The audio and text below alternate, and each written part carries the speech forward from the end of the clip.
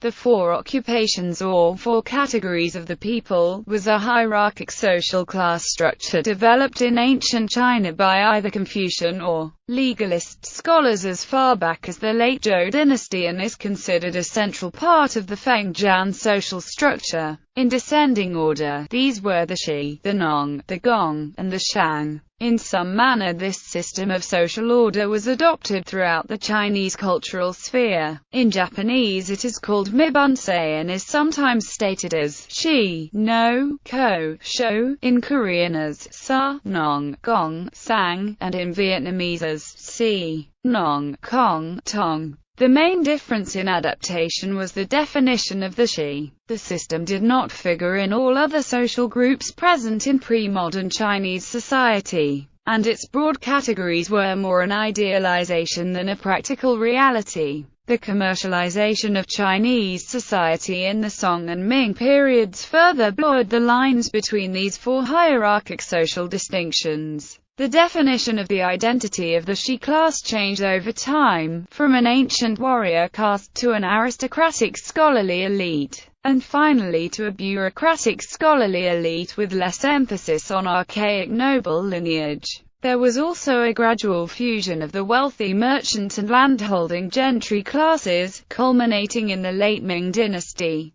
History. From existing literary evidence, commoner rankings in China were employed for the first time during the Warring States period. Despite this, Eastern Han historian Bangu asserted in his Book of Han that the four occupations for commoners had existed in the Western Zhou era, which he considered a golden age. However, it is now known that the classification of four occupations as Bangu understood it did not exist until the 2nd century BC. Ban explained the social hierarchy of each group in descending order: scholars, farmers, artisans, and merchants. Each of the four peoples had their respective profession. Those who studied in order to occupy positions of rank were called the Shi. Those who cultivated the soil and propagated grains were called Nong. Those who manifested skill and made utensils were called Gong. Those who transported valuable articles and sold commodities were called Shang. Anthony J. Barbieri-Lowe, professor of early Chinese history at the University of California, Santa Barbara, writes that the classification of four occupations can be viewed as a mere rhetorical device that had no effect on government policy.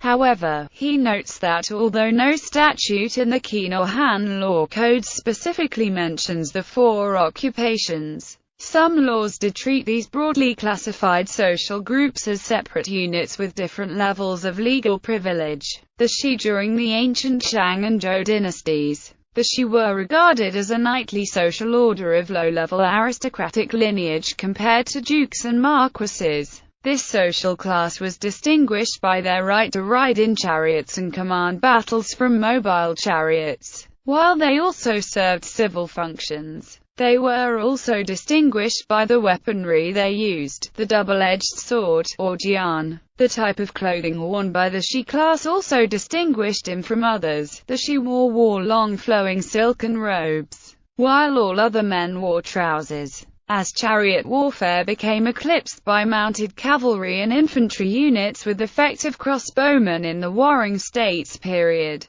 the participation of the Shi in battle dwindled as rulers sought men with actual military training, not just aristocratic background. This was also a period where philosophical schools flourished in China, while intellectual pursuits became highly valued among statesmen. Thus, the Shi eventually became renowned not for their warriors' skills, but for their scholarship, abilities in administration, and sound ethics and morality supported by competing philosophical schools. Under Duke Xiao of Qin and the chief minister and reformer Shang Yang, the ancient state of Qin was transformed by a new meritocratic yet harsh philosophy of legalism. This philosophy stressed stern punishments for those who disobeyed the publicly known laws while rewarding those who labored for the state and strove diligently to obey the laws. It was a means to diminish the power of the nobility, and was another force behind the transformation of the Shi class from warrior aristocrats into merit-driven officials. The Qin dynasty unified China under the legalist system, but became infamous for its oppressive measures, and so collapsed into a state of civil war. The victor of this war was Liu Bang, who initiated 4 centuries of unification of China proper under the Han dynasty. One of his later successors was Emperor Wu, who not only cemented the ideology of Confucius into mainstream Chinese thought, governance, and social order, but also installed a system of recommendation and nomination in government service known as Shaolian. After the Han period, this system was replaced by the 9-rank system, a similar means of recruiting officials through recommendation. Both systems favored the wealthy, those of noble background, and the well-connected. It was not until the Sui dynasty that a new beginning of change in the Shi class would present itself by means of the civil service examination system. The civil service recruitment system during the subsequent Tang dynasty followed the Sui model of partial recruitment of those who passed standard exams and earned an official degree. Yet recruitment by recommendations to office was still prominent in both dynasties. It was not until the Song dynasty that the recruitment of those who passed the exams and earned degrees was given greater emphasis and significantly expanded. The Shi class also became less aristocratic and more bureaucratic due to the highly competitive nature of the exams during the Song period. From the 11th to 13th centuries, the number of exam candidates participating in taking the exams increased dramatically from merely 30,000 to 400,000 by the dynasty's end. Widespread printing through woodblock and movable type enhanced the spread of knowledge amongst the literate in society, enabling more people to become candidates and competitors vying for a prestigious degree. With a dramatically expanding population matching a growing amount of gentry, scholar officials needed the gentry to perform local services such as funding public works, prefectural and county schools, or aiding in tax collection. Outside China in Korea, the noble Yangban class prevented the lower classes from taking the advanced Guajio exams so they could dominate the bureaucracy. Below the Yangban were the Chung'an, a class of privileged commoners who were petty bureaucrats, scribes, and specialists. The Chung'an were actually the least populous class, even smaller than the Yangban. A similar situation occurred in the Ryukyu kingdom with the hereditary Yukachu, but Yukachu status can be bought from the government as the kingdom's finances were frequently deficient. Due to the growth of this class and the lack of government positions open for them, Scion allowed Yukachu to become merchants and artisans while keeping their high status.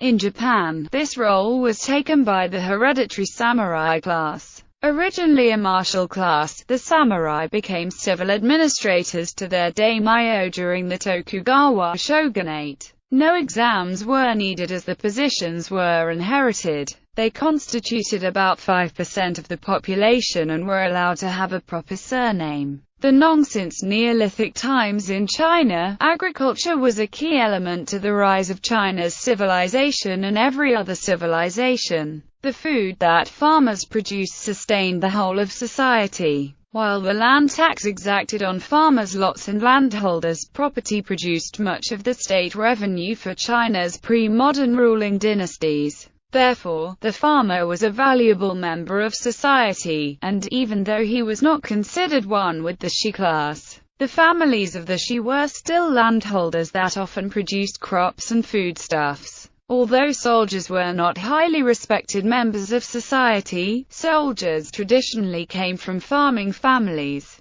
while some were simply debtors who fled their land to escape lawsuits by creditors or imprisonment for failing to pay taxes. Soldiers along China's frontiers were also encouraged by the state to settle down on their own farm lots in order for the food supply of the military to become self-sufficient. Farmers were also encouraged to join peasant militias to act as supporting units to the official standing army. By the Ming dynasty, the socio-economic class of farmers grew more and more indistinct from another social class in the 4 occupations. The artisans began working on farms in peak periods, and farmers often traveled into the city to find work during times of dearth. The distinction between what was town and country was blurred in Ming China, since suburban areas with farms were located just outside and in some cases within the walls of a city. The Gong artisans and craftsmen, their class identified with the Chinese character meaning labor, were much like farmers in the respect that they produced essential goods needed by themselves and the rest of society. Although they could not provide the state with much of its revenue since they often had no land of their own to be taxed, artisans and craftsmen were still given a higher place than merchants. Since ancient times, the skilled work of artisans and craftsmen was handed down orally from father to son, although the work of architects and structural builders were sometimes codified, illustrated, and categorized in Chinese written works. One example of this would be the Yingzhou Fascia printed in 1103, an architectural building manual written by an official put in charge of government agencies for construction. Artisans and craftsmen were either government employed or worked privately. A successful and highly skilled artisan could often gain enough capital in order to hire others as apprentices or additional laborers that could be overseen by the chief artisan as a manager. Hence, artisans could create their own small enterprises in selling their work and that of others. Unlike the merchants, they formed their own guilds. The Shang, the merchants, traders, and peddlers of goods were viewed by the scholarly elite as essential members of society, yet were placed on the lowest of the four grades in the official Chinese social hierarchy, due to the view that they do not produce anything, only profit from others' creations. This was in spite the fact throughout Chinese history, the merchant class were often wealthy and held considerable influence above and beyond their supposed social standing. The scholars' attitudes towards commerce and business was almost universally apparent in their writings, which denounced the merchant class as greedy and lacking moral character. It was also unacceptable for scholar officials to engage in personal profiteering outside their official salary, even though by the Song period they were using intermediary agents to handle their anonymous business affairs for them. Merchants were seen as somewhat parasitic to the needs of all other groups in society, since it was acknowledged that they used the goods that others produced and made their own profits from them. In essence, they were seen as business savvy, but not morally cultivated enough to be leading members of society or highly venerated representatives of Chinese culture. Despite this disdain for the merchants, by the mid-Ming dynasty, many families who produced scholar officials had members who were merchants or had a merchant as a descendant of some kind. Even more significant was the fact that scholar officials who had familial ties with merchants from the past or in the present became unabashed about these ties and made it publicly known in the writing of their official family histories. During the beginning of the Ming dynasty, scholar officials could derive enough of their own revenues to fund vital public works. By the late Ming dynasty, they often needed to solicit funds from powerful merchants to build new roads, schools, bridges, pagodas, or engage in essential industries, such as bookmaking, which aided the gentry class in education for the imperial examinations. Merchants began to imitate the highly cultivated nature and manners of scholar officials in order to appear more cultured and gain higher prestige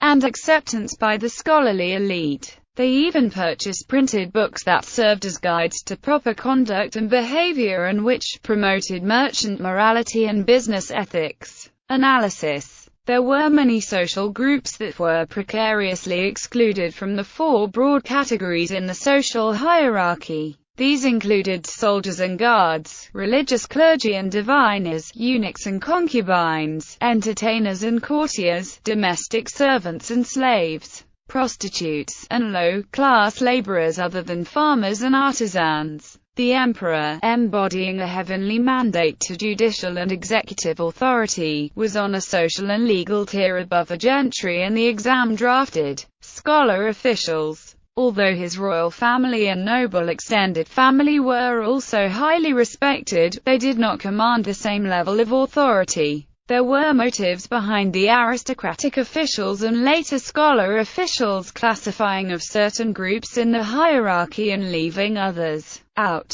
The scholar officials placed farmers as the second most prestigious group because the aristocratic officials and scholar officials were landholders themselves, much like farmers. Both farmers and artisans were placed on a higher tier than merchants because the two former groups produced crops and manufactured goods, essential things needed by the whole of society. The merchants were seen as merely talented at business and trading, and were often seen as greedy and even parasitic to the needs of all other groups. The social category of the soldier was left out of the social hierarchy due to the gentry scholars' embracing of intellectual cultivation and detest for violence. The scholars did not want to legitimize those whose professions centered chiefly around violence. So to leave them out of the social hierarchy altogether was a means to keep them in an unrecognized and undistinguished social tier. Entertainers and courtiers were often dependents upon the wealthy or were associated with the often perceived immoral pleasure grounds of urban entertainment districts.